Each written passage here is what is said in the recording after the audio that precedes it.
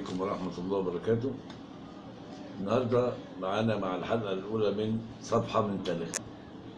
الجيل الجديد كله ما يعرفش في صفحات فترة حتى ما بين 67 سنة 1967 لحد سنة 1973 اللي بتعتبر من أعظم الفترات في تاريخ الشعب المصري. في أبطال كتير مصريين العالم كله بيتكلم عليهم، لكن مع الأسف الجيل الجديد بتاعنا ما يعرفش عنهم حاجة.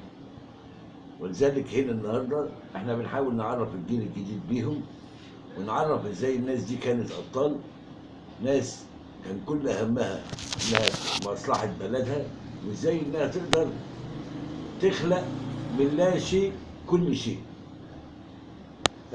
صفحه من تاريخنا النهارده مع الحلقه الاولى بنتكلم على الشاذلي. مين هو الشاذلي؟ الشاذلي دون الاول لازم نعرف. طبعا الصورة اللي قدامنا دي بالظبط دي صورة الشاذلي. مين هو الشاذلي؟ الفريق سعد الدين محمد الحسيني الشاذلي. الراجل ده كان رئيس أركان حرب القوات المسلحة في أثناء حرب أكتوبر سنة 1973، وكان الرئيس المدبر لخطوط الدفاع الرئيسية الإسرائيلية. يعني كان الرئيس اللي هو خطط ازاي نقدر الجيش المصري يدمر خطوط الدفاع الرئيسيه الاسرائيليه في هذه الحرب. اظهر كثير من البراعه في اعداد الخطط الحربيه اللي اتكلم عليها العالم وبيدرسوها لحد النهارده في الكليات الحربيه في كل مكان في العالم.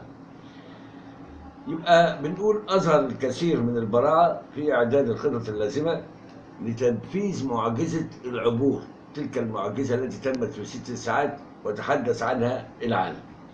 إذا كان بطلها الفريق سعد الدين محمد الحسيني الشاذلي، اللي قلنا كان رئيس أركان حرب الجيش المصري في حرب أكتوبر. بنقول إن الراجل ده تحقيق الانتصار التاريخي يعود له بفضل كبير إلى الخطط اللي وضعها الفريق سعد الدين الشاذلي، اللي على أساسها تمكن الجيش المصري من إعداد النصر. وإذا كنا قلنا او اتكلمنا عن سعد الدين الشاذلي، فالراجل دون اتعملت له كتب على مستوى انحاء العالم كله.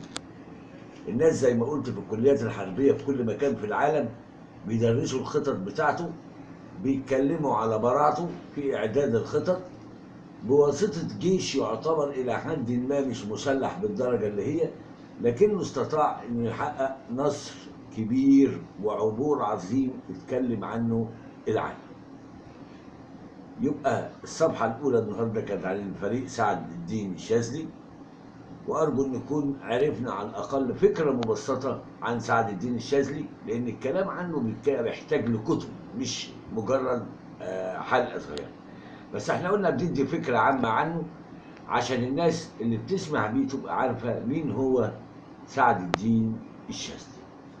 ودلوقتي اللي أقدر أقوله لكم إن شاء الله نلتقي والحلقة الثانية إن شاء الله من صفحة من تاريخنا، وأرجو إن نكون استفدنا من حلقة النهاردة.